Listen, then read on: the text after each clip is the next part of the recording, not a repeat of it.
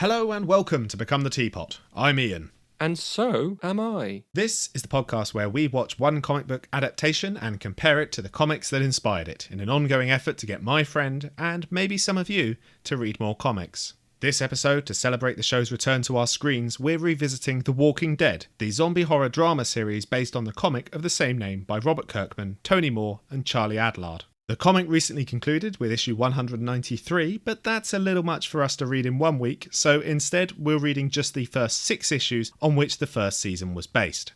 I've read and watched both before, but Iain here hasn't. Will he like it, or will it leave him groaning? Let's find out.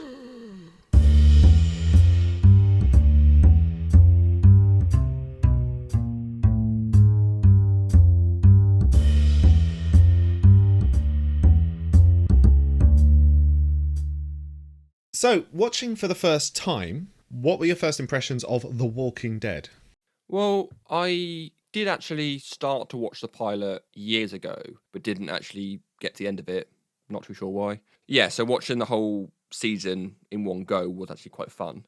I mean, it was all right. I quite enjoyed it, to be honest. Right. Wasn't amazing, I would say. Kind of your basic zombie film, TV show. Although they don't actually use the word zombie. It's They don't. walkers. Or they say geeks. Yeah, I think Glenn calls them geeks, and I think as the show progresses, a few different groups have different names for them, but none of them are zombies. Yeah. I don't get why they don't use the dead word. Well, I think in these worlds where zombie films and zombie comics take place, zombie films and zombie comics don't exist. So it's not like they're familiar with the idea of a zombie. Yeah, I suppose. But yeah, I mean, I did what I'd normally do. So I read the comic first and then I watched the TV show. So to have the TV show start off at a different point was a little bit disorientating, I suppose. Okay. Because the show starts off with him driving the car and then he walks up to get gas or something.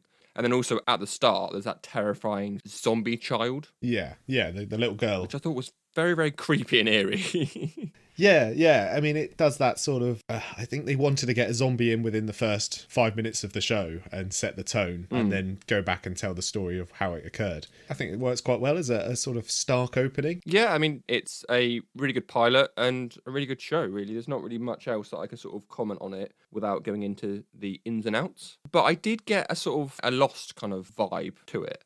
The groups of characters that are trying to live and trying to survive. Also, there's a bit that comes up later on, like episode 4 or 5, where they find the guy in the lab.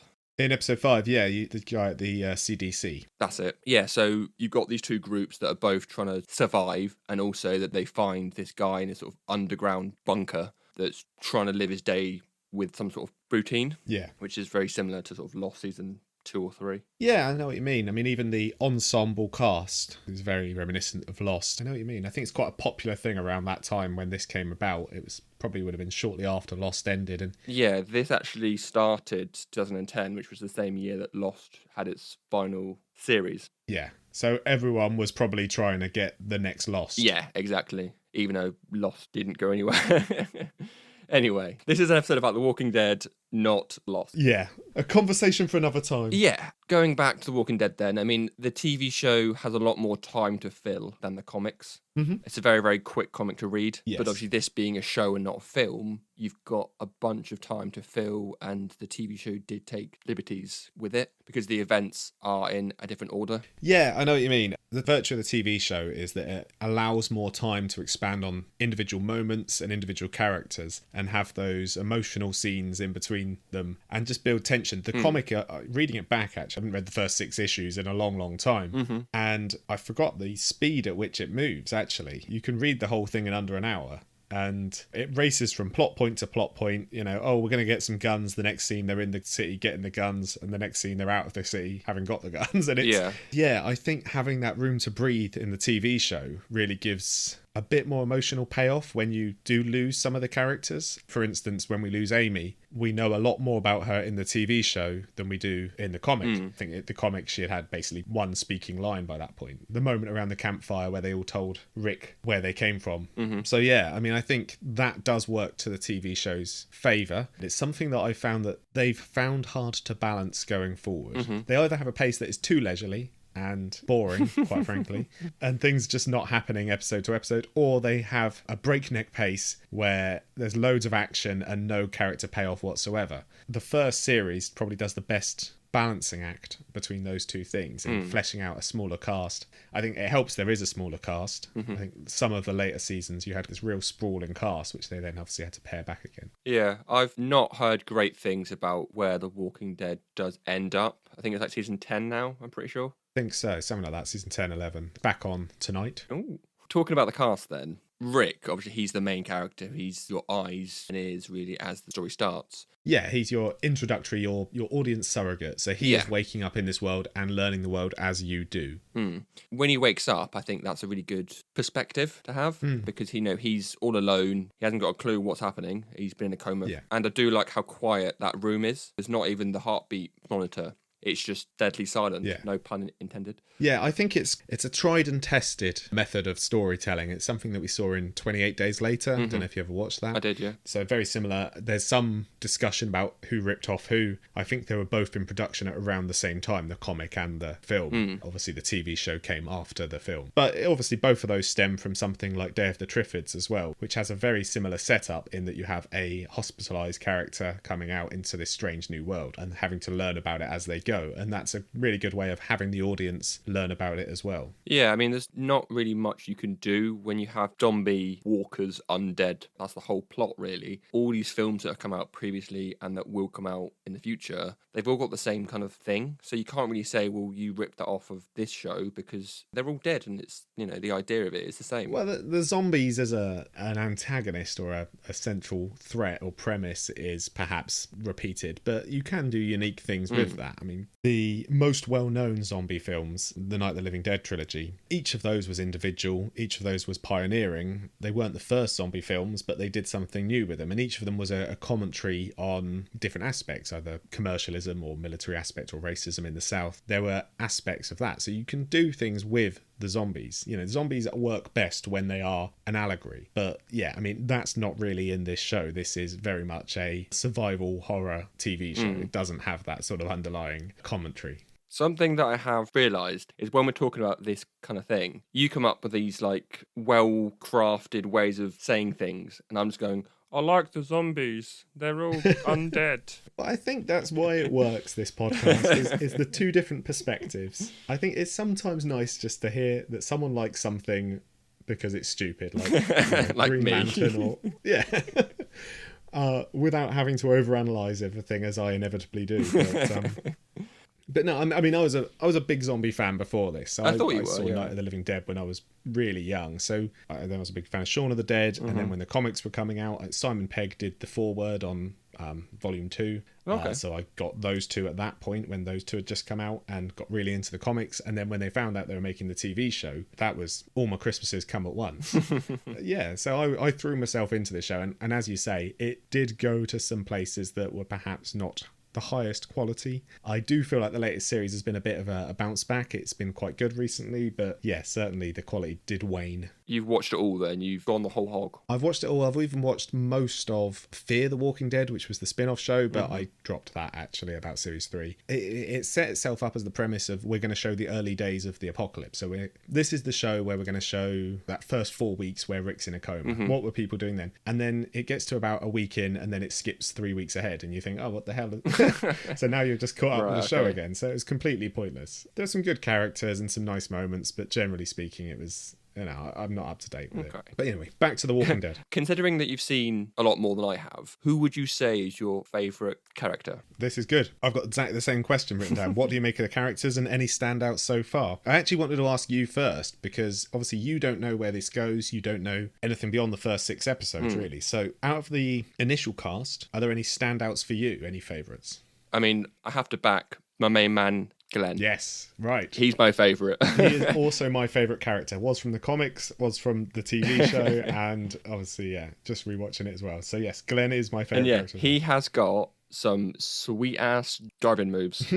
When he has that car and it's just blaring away the alarm, he's cornering and he's doing some drifts, and he loves his life. It's the first time in a long time that he's like, yeah, I'm alive, yeah. Like, it's really fun to watch. Well, I really like the idea of Glenn is that he was a sort of underachiever before. He was a pizza delivery boy. And then he has that moment in the show where he's laying out a plan of how to get in and out to get the guns. And they sort of go, well, what did you do before? He's like, deliver pizzas. Why? He's actually come into his own since the apocalypse happened. You know, it's thrust him into this position of actual strategic leadership, which I really like. I hope that's something that I do. I doubt it. I doubt it too. I think you'll be gone in the first wave.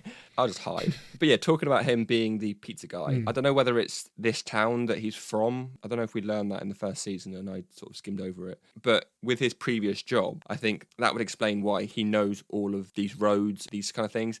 And even if it's not his hometown, then kind of means that he's got a good memory for roads, I guess. Maybe. I mean, I think he was from Macon or Mason, I don't know, Macon. It's in comic books, and he actually turns up in the Walking Dead game as well from Telltale Games. Yeah. And that's set partially in Macon. So, yeah, I think he's not from Atlanta. But, yeah, I know what you mean. It's that he has that sort of streetwise ability, you know, this sort of get in, get out, move fast. I like in this early series, and again, it's something that is lost later on, as they all become quite like badass survivalists.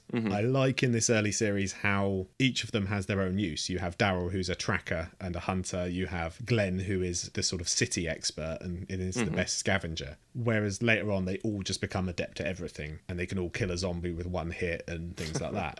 Right, okay. But early on, I really like that delineation in the roles that they play, you know, taking the right man for the right job. And that's, as I say, yeah, my favourite character is Glenn as well. He's one of these sort of underappreciated characters who just sort of comes into their own when needed, without throwing his weight around, which brings me on to characters like Daryl and Shane, who are sort of antagonistic, and obviously Merle as well. Yeah. What do you make of those ones? Well, literally as soon as episode 2 started, I was like, hey, look, it's Yondu from Guardians.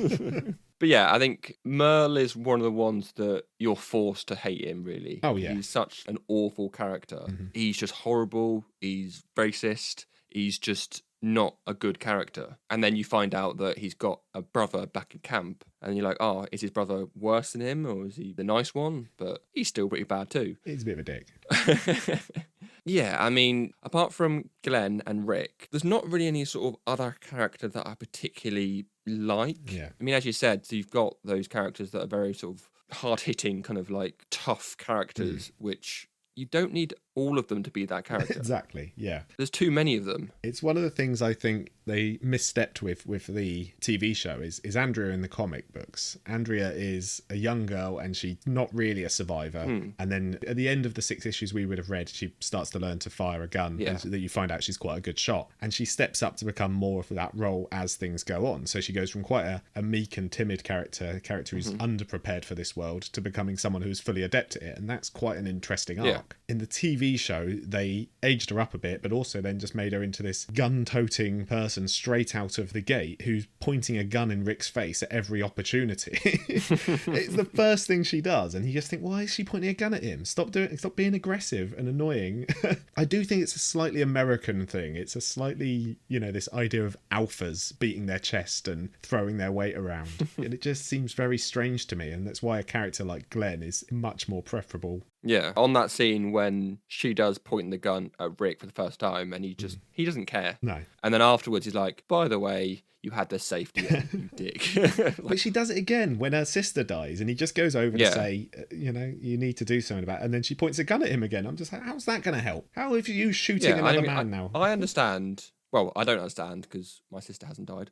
Touch wood, quick. But yeah, I understand that you care about that person, you know, you're very upset that they've passed away. These are extraordinary situations, but this person or this thing could come back and kill you all. And Rick's just politely walking over going, hiya, by the way, can we just have a little chat? It's like, no. Yeah, there's moments like that where people all just start pointing guns at each other at the drop of a hat that just doesn't sit right with me. It just makes you like the characters a lot less. The inability to just talk through problems.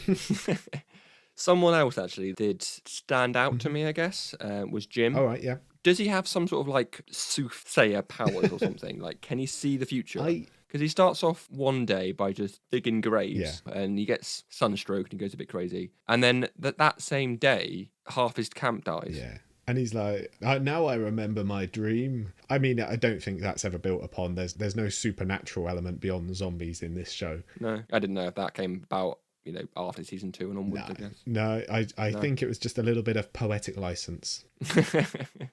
Should we talk about characters that aren't in the comic that are just purely TV based? Yes, yeah. So we've already got Merle and Daryl. Yep. So you've got that gang from episode 4. Yeah, the Vatos. I kind of thought it was just some Breaking Bad style Latino gang. And then you find out that they're actually protecting like the elderly patients, which I thought that's kind of nice. The fact that, they're not just this bunch of crime people. Crime people. Crime people. They're actually, they're trying to help, and it's a nice subversion of expectations, yeah. But also in that gang, you've got the butt monkey guy from Bruce Almighty. I have no idea what you're talking about. I've seen that. I've seen that film. I can't remember a butt monkey. There's one of them. He's sort of like short and bold. He's not really a main character in the group, but he gets a monkey coming out of his butt in Bruce Almighty. It's the first thing that I said to Kate when I was watching it. That's the butt monkey guy. Yeah, pretty much. Like her response was the same as yours. You were like, okay. You didn't think to save that for the Easter egg segment then? It's not really an Easter egg. It's just something that I saw.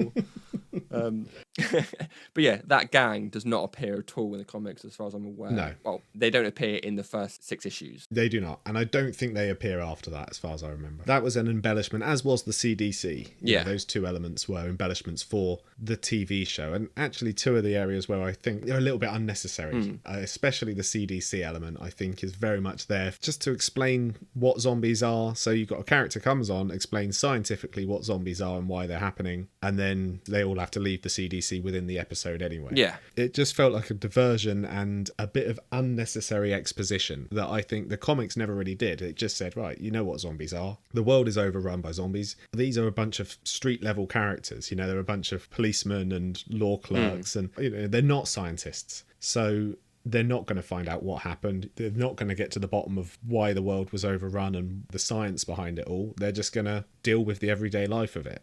So I did feel like that episode was a little bit, oh, hey, let's explain it and then we can move on. Yeah. Which I don't think you really need to do. That leads on to the ending then, I guess. The fact that he's saying, oh, well, this place is going to blow up in half an hour. I can't stop it. I'm sorry, blah, blah, blah. And then it actually goes, hold on. Beep, beep, beep. There you go. You're now free. I'm like, well, you could have done that before, you prick. Yeah, he could have done. I mean, that was what they had to convince him to do. Very much the point of the episode. He thought they couldn't get out of the building anyway. Oh, okay. That makes more sense. He didn't know they had a live grenade, funnily enough. Yeah. To be fair, that's something that I kept thinking of, the fact that he's got that from episode 1. When's it going to come back? Yeah, it's Chekhov's grenade has to come back. Yeah, that was, and then having a big explosion in the finale as well was sort of required, I think, but unnecessary. Yeah, then they just sort of end and they sort of just drive off and that's it. That is it. Watching this series again is structured a lot more like a film. Later series are, well, they're very much TV. It's a TV show, so they're very much structured like one. So it's very episodic with a storyline that picks up at the beginning of each series and then leaves hanging a few plot threads for the end of the series in order to pick up in the next one. Yeah. These 6 episodes felt to me more cinematic than that. They felt more like one cohesive storyline told over the course of what is probably about a week or 2. Yeah, probably a week. So yeah, I felt as a series more cohesive and narratively succinct, perhaps, Yeah, I know what you mean. So yeah, that sort of driving off at the end sort of leaves it open-ended enough so if they get renewed, they can go from there. If they didn't get renewed, that could have been the end of it. Yeah, I mean, I'm not too sure how they filmed it. Maybe they filmed the pilot first and then the 5 afterwards, or maybe they just did all 6 at the same time. I think they got a 6 episode. I'm going to say that now, and I don't remember for I think I remember they had a 6 episode because they had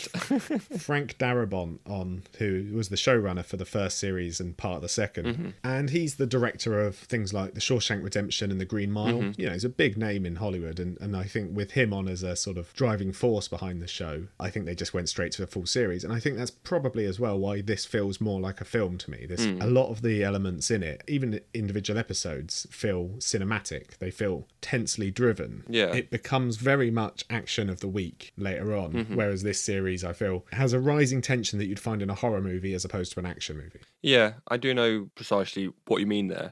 It also feels like, because it's only 6 episodes, it does feel like something made here in the UK. There was a show years ago called survivors. Yeah. Probably same premise of like some sort of virus or zombies or something like that. I don't think it's quite the undead. It wasn't but undead, it was just sort of post-apocalyptic-y. Yeah, this very much fits in that 6 episodes, open-ended enough to go on from it, which obviously it does. Yeah. But then it's not too quick-paced, but it's not too slow either. Yeah. So on that subject then of feeling like a British TV show, what did you make of Rick and Morgan's American accents? Well, Rick's seemed fine, I guess. Maybe a little bit cheesy at some points.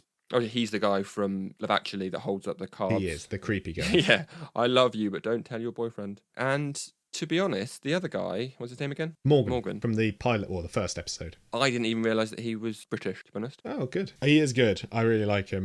Both of them as actors. I think their accents really hold up. But I was struck by the amusing situation that there were two English people having to talk to each other in American accents in a TV show set in the southern states of America. It helps that the role of Rick, especially as things go on, is not a particularly glamorous role. He's often crying and sweating and ugly crying as well when he is.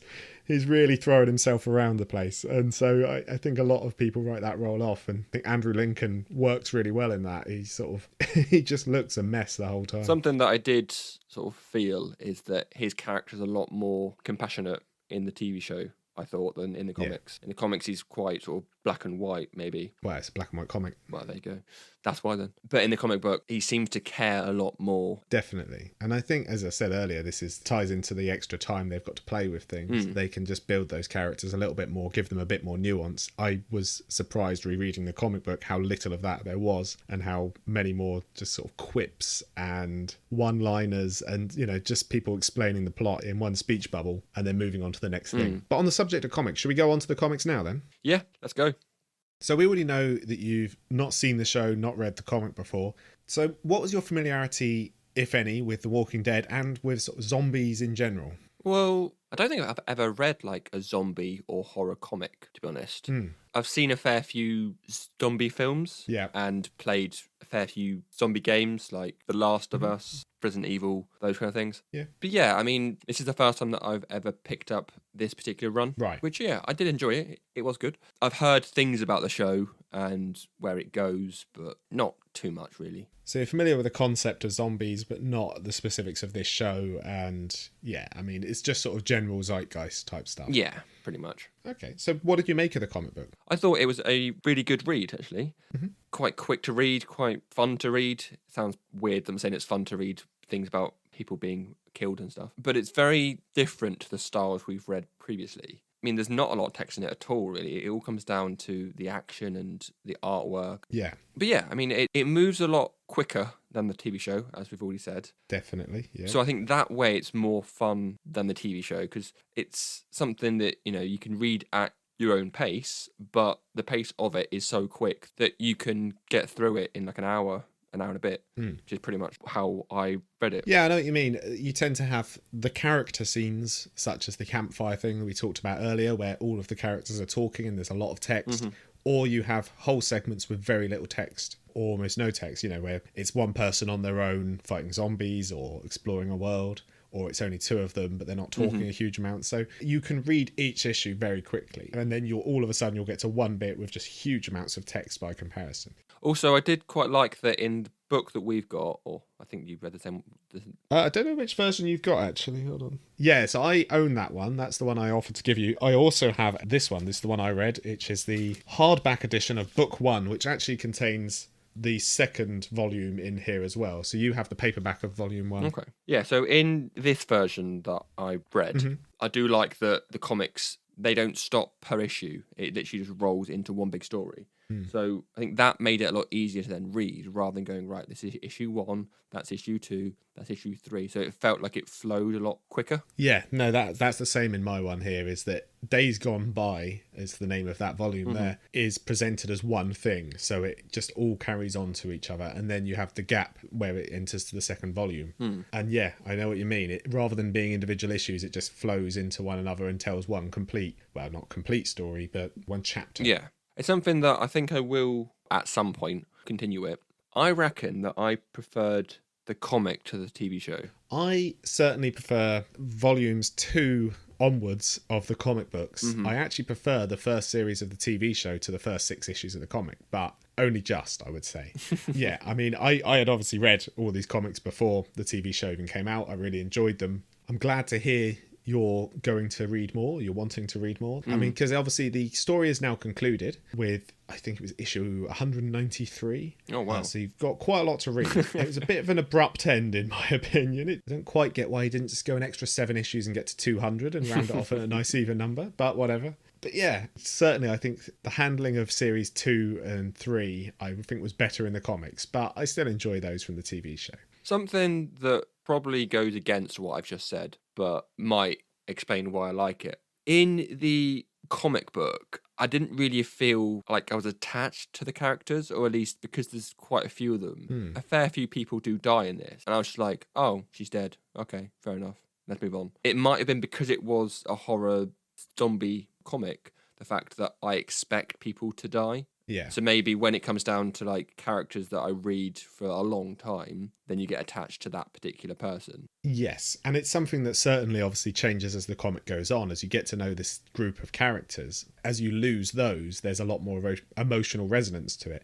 I think the problem with losing Amy and Jim in issues, 4, 5, 6, is you've only really known them for an issue and a half by that point. But by the time you lose X, Y, and Z further down the line, you've known them for 40 issues, 50 issues sometimes. So yeah, no, there definitely is that emotional resonance that comes later on, but in this first volume, I do find it's lacking. I agree with you there. And I think some of the subtlety is not there either. I think the show and the comic book, they say the same things in some instances, but often in the comic book, it's just the characters sort of shouting them in each other's faces, whereas the TV show sort of leans into it in a sort of a lighter touch. They deal with the same things, but with a bit more nuance. Yeah. So, you know, for instance, Jim and his family is one thing, you know, him just shouting, "You killed my family" at a zombie for no real reason. It's quite heavy-handed. Yeah.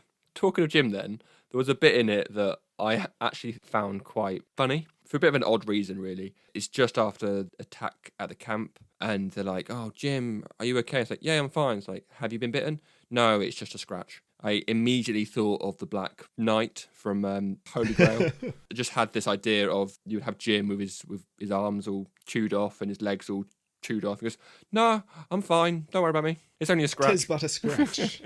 Just getting more and more amputated as it goes on. So he's got a bite on his arm. Quick, chop it off. But yeah, I guess that's just me being a weirdo. Yeah. Things like that I find amusing. Would you say that there are humour elements to this comic at all? I would say so. There's definitely some humorous elements, moments that are either intentionally done for humour and some of them are inadvertently done. And I think even some of the ultra-violence, some of the goriness or the over-the-top violence, it's not exactly laugh out loud, but there's humorous elements to it. You know, there is a glee to be taken, an enjoyment to be taken from that ultra-violence. Yeah.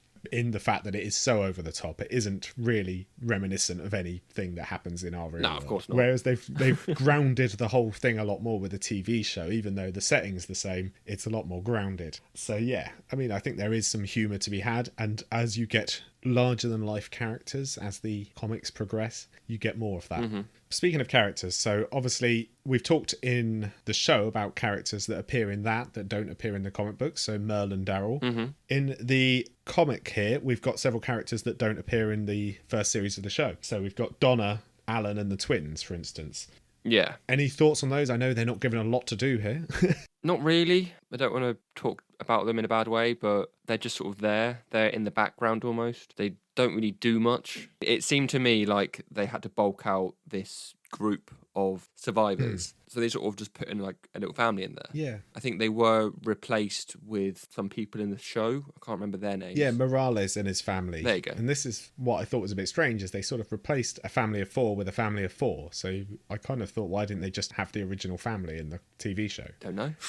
Yeah, and then obviously there's T-Dog as well as the additional character from the TV show who doesn't really have a parallel for the comic book. Something that I did like, actually, in the comic that I think I would have preferred if they handled it in the same way in the show was the fact that you don't learn about this second group of characters until Rick is saved by Glenn. In the comic, it's like, let's show you this one person and his journey. Yeah. And then he finds this other person and he's taken back to camp. which I liked that kind of feel of we are aimed at this person, not... It's entirely done through Rick's perspective in the comic book, isn't it? Yeah. Whereas in the TV show, obviously, we do have that at the beginning Yeah. of episode 2, I think, we cut to the camp, don't we? We learn about those extra people. I mean, I know that obviously I'd read the comic first and then watched the show, but I feel like in the show it would have been quite nice to be like maybe episode 3 or 2 possibly, to have the same kind of thing that we find out that they're alive when he does. I know what you're saying. I think it is brushed past very quickly in the comic book. You know, the idea that Rick is in two minds really, whether his family is still alive or not. In the TV show, he has the whole thing about the photographs, you know, the photograph album. Yeah. So he knows that they've not stayed there, that they've left, they've not died. Whereas you don't really have that in the comic book. But it does brush past that. The reunion happens and then you just sort of move on to the rest of the plot. And this is the point about the character arcs and things like that. Just go flying past, blink and you miss them. Which I think with the TV show cutting away to the camp allowed you to explore those other characters before Rick got to them. Because I think if you had waited until Rick got there, it would have just become about the dynamic between Rick and them, as opposed to the dynamic between them, each other and, you know, their own characters. So I think it allows you to flesh out those side characters a bit more. Yeah, I do get what you mean there. I mean, I guess that you've got to add a little bit more drama to the show than in the comics. Yeah. And also you have to fill an hour. Well, as I said, we can read the 6 issues. The whole series is based on in an hour. And you've got to do that per episode. So being able to cut away and have those little monologues or duologues between characters, things like Amy and Andrea on the boat, scenes like that, which do slow things down but give you a lot of character development, you wouldn't get away with that in the comic book.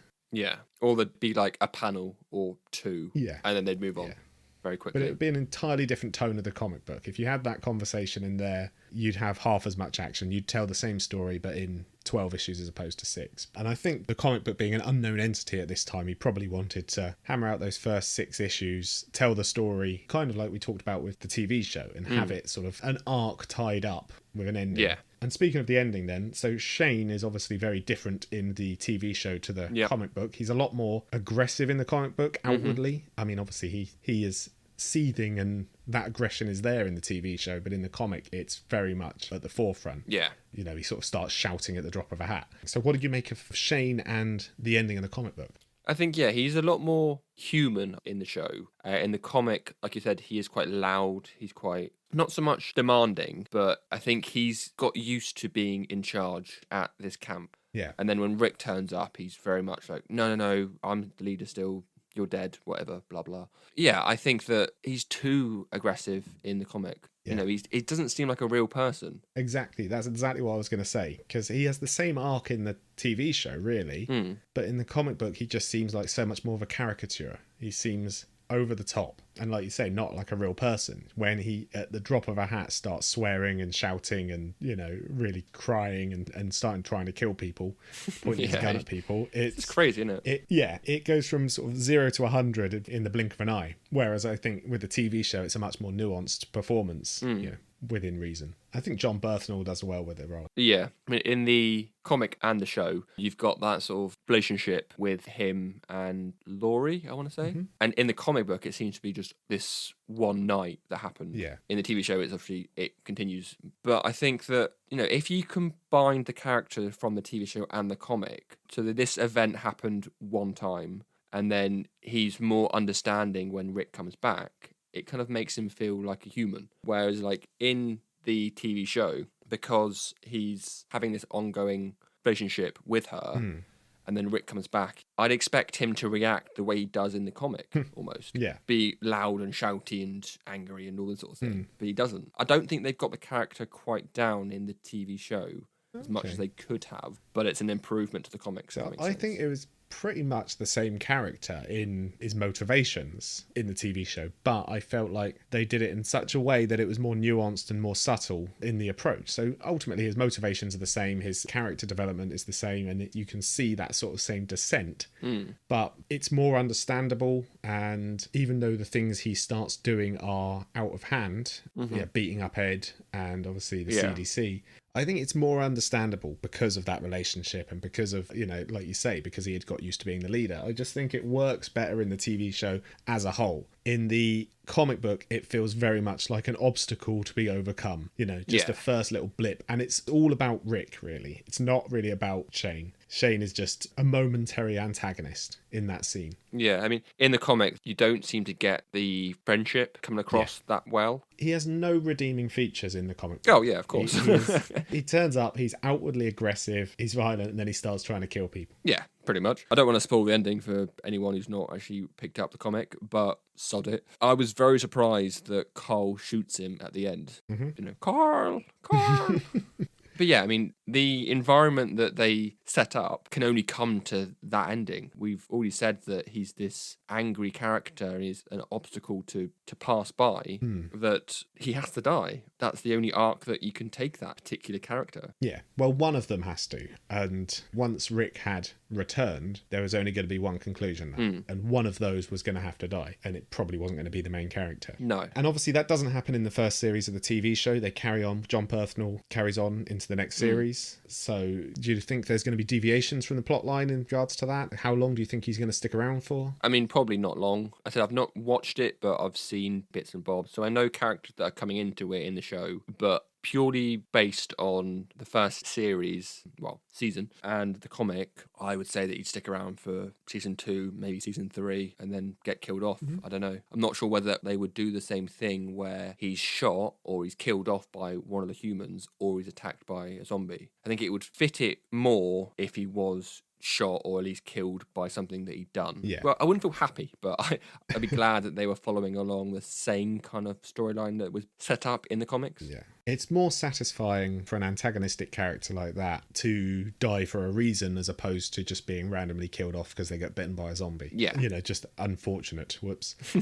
Whoopsie. Yeah, there's a lot more pathos and payoff to the conclusion of that character's arc if something like that were to happen. Bit of a random thing here, but would you like to know what my very first note was? I would love to know. I put down no zombie horse ?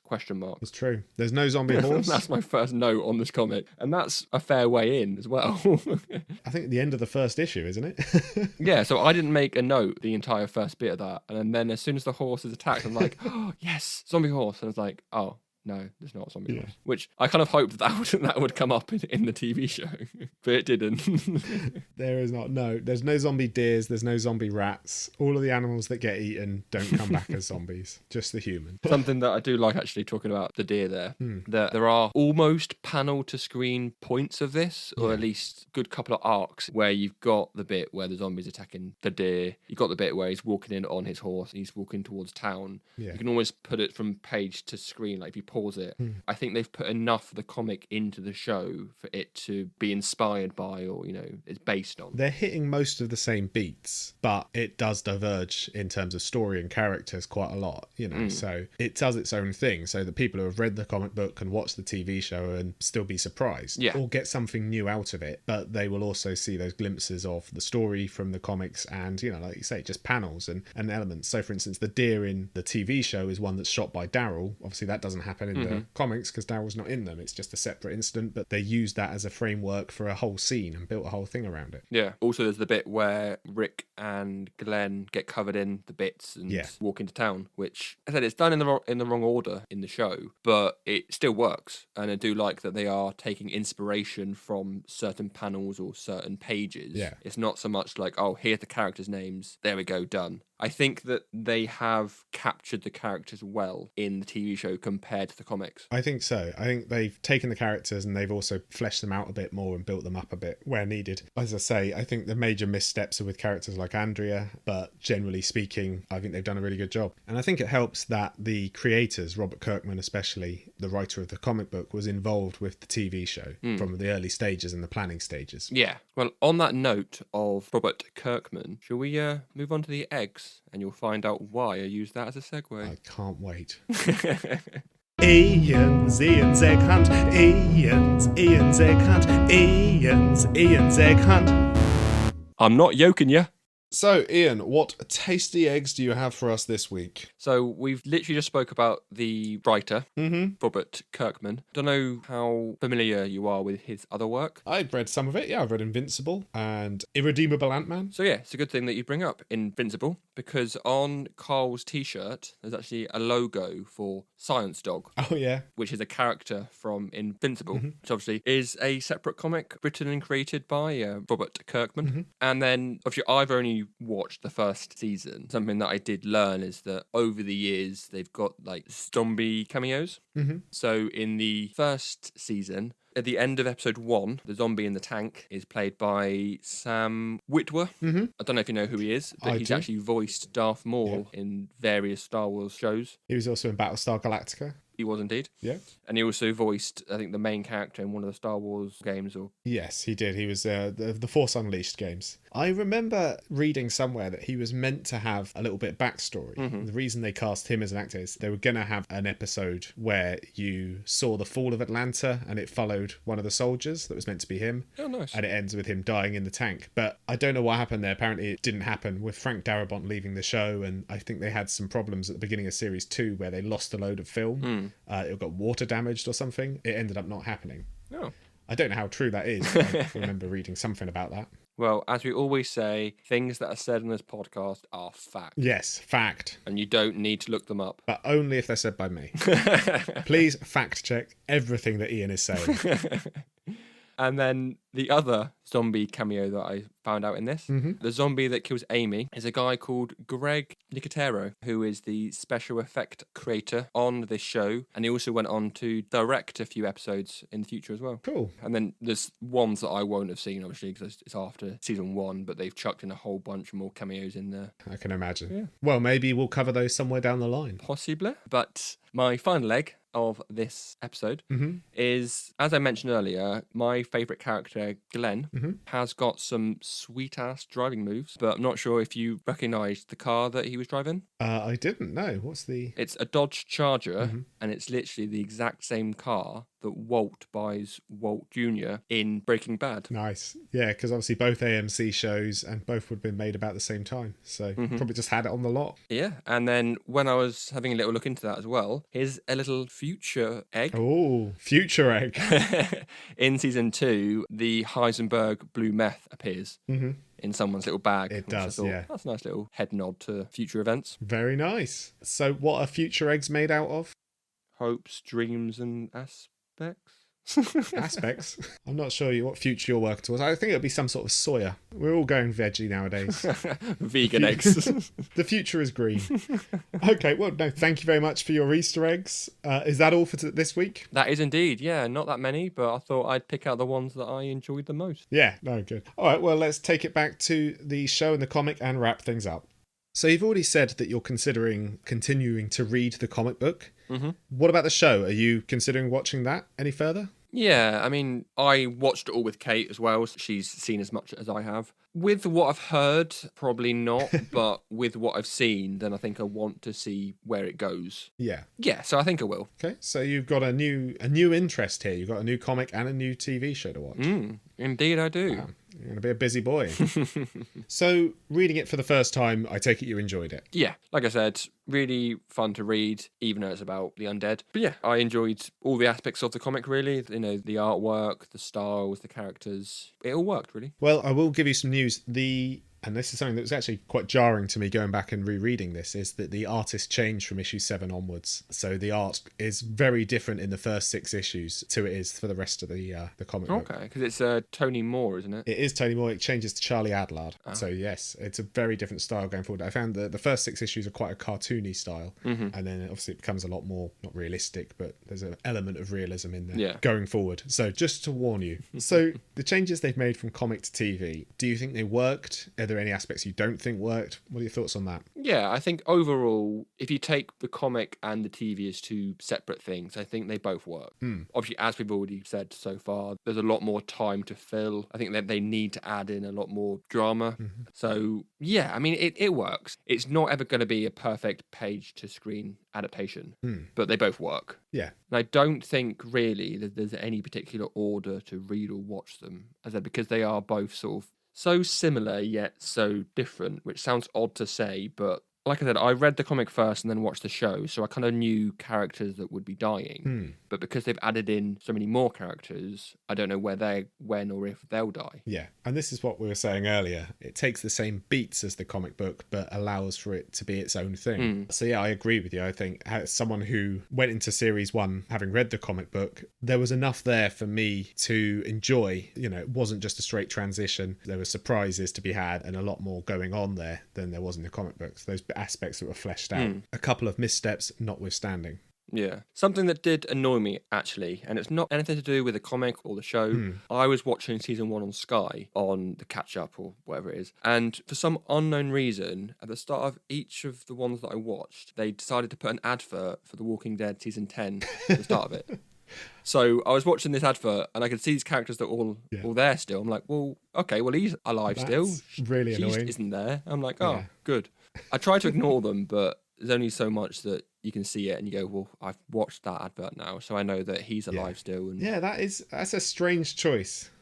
It's not by no means the most questionable thing that Sky have ever done though. So you would recommend both these to people, or? Yeah, I mean, I think that even especially with Kate, as we've learned last episode, doesn't really read that many comics, but I did say to her, once we've watched season 1, I think you should go and read comic. Yeah. As we've said, it takes an hour to read, not that long at all. I did sort of show her panels. I sort of showed her where in the book it got to. And I did say, like, don't have a look at more because you might spoil it for yourself. Yeah. So yeah, I think I would do both, yeah. Cool. I mean, to be fair, it would be quite surprising to find someone that hasn't seen the show. I don't know about that. I mean, you haven't seen it. Yeah. I don't think it was ever on. Oh, actually, I suppose it was one of the most watched shows in American television, I think.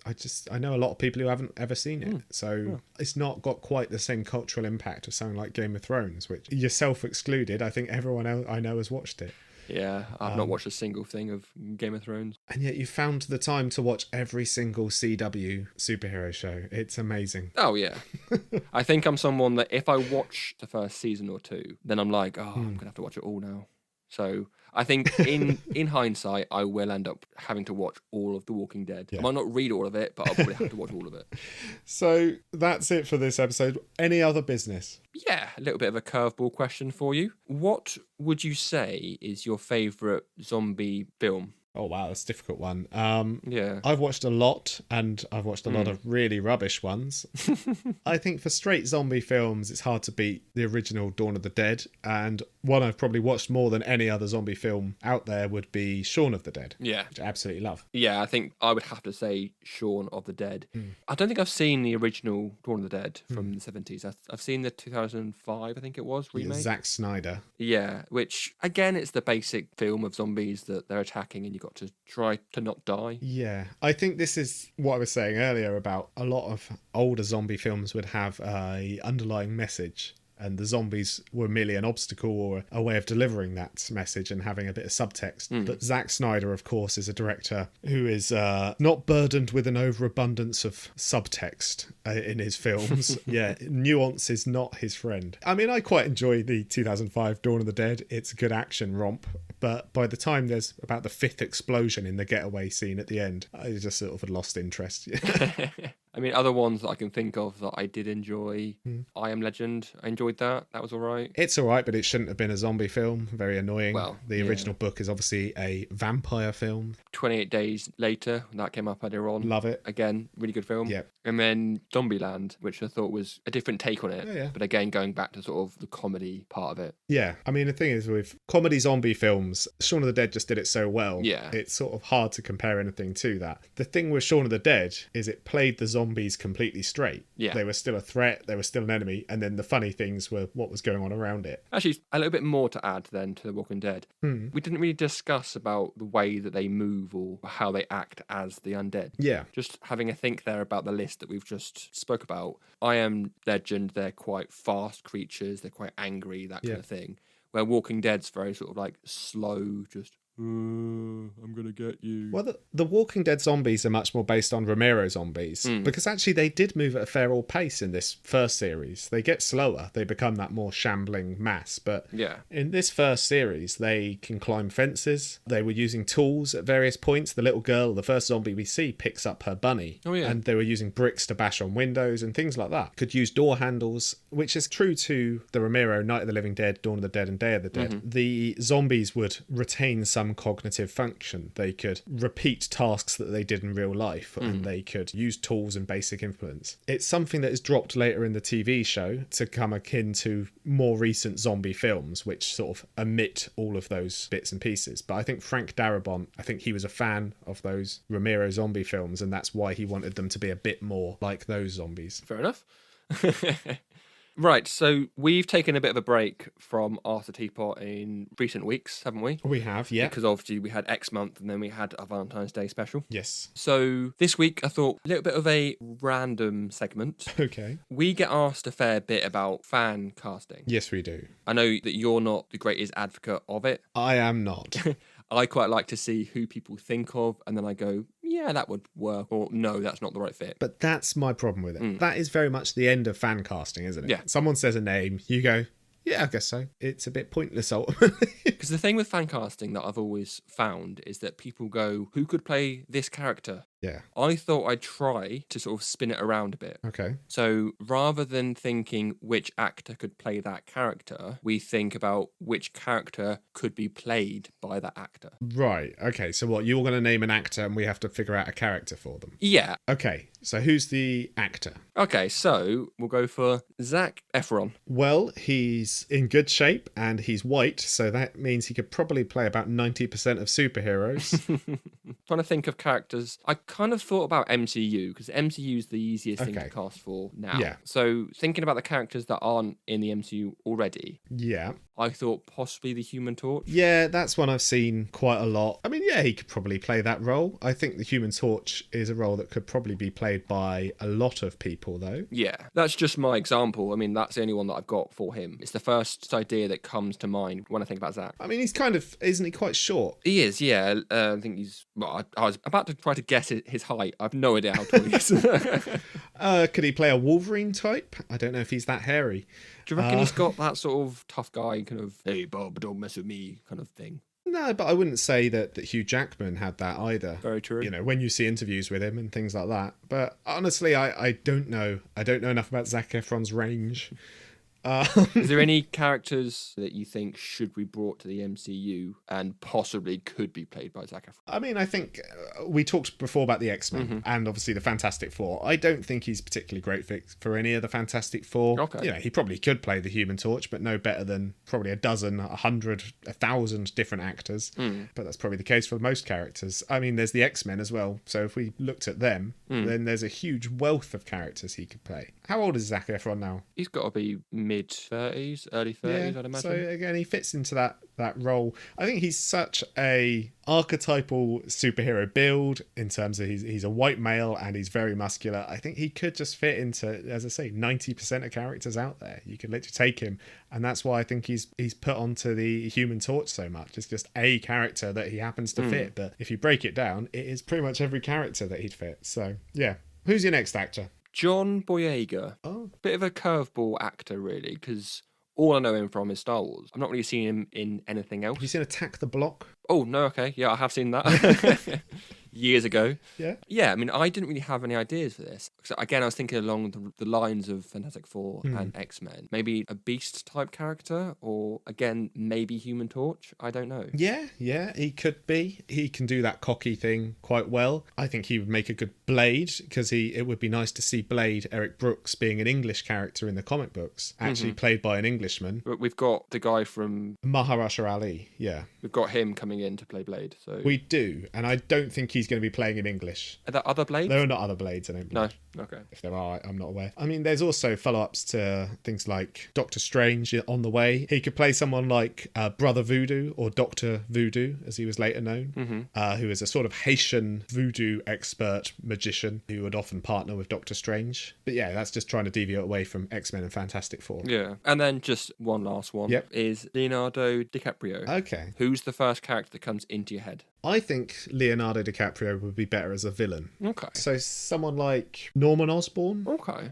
Do you reckon that he's too much of a star power to be in these kind of films? I don't think so. No, I think there's a huge amount of star power in these films already. Oscar winners, names that you thought would never do these films, but they tend to be in the supporting or villainous roles as opposed to the lead roles. They tend to cast those lead roles with up-and-coming and younger actors. And then they support that with Oscar winners such as, Jeff Bridges, Robert Redford, these real big names. I mean, if they can get Robert Redford, I'm sure they can get Leonardo DiCaprio. And they've just got Christian Bale for Thor, so some crazy casting, and Cate Blanchett in the other Thor. I think with Leonardo DiCaprio, someone like that, it would depend on the director. I don't think he'd sign on to do any role, but if Taika Waititi or an interesting director like that asked him to do it, and that's probably, in my opinion, again, one of our solid facts, is probably why Christian Bale signed on to do Love and Thunder, is to work with Taika more than anything. Yeah, probably. To be fair, if you look back on Christian's career, he's often attached to these really highly rated directors. Yeah. Just take Christopher Nolan, for example. Yeah, and he's in a lot of Oscar contenders and things like that. Same as Leonardo DiCaprio, so that might sway him. When I sort of thought about Leonardo, for some unknown reason, the first character that came to mind was Gambit. Okay. Do you think that would work? I don't.